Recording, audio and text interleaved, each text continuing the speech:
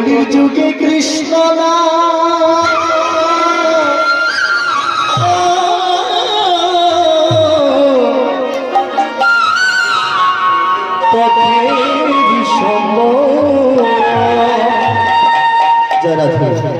আস্তে আস্তে কারা কারা গোবিন্দকে ভালোবাসে দুটি বাহু তুলে আত্মসমর্পণ করুন। যেহেতু এই বৃন্দাবনে এসেছেন গোবিন্দকে নিশ্চয়ই ভালোবাসেন। একটিবার সবাই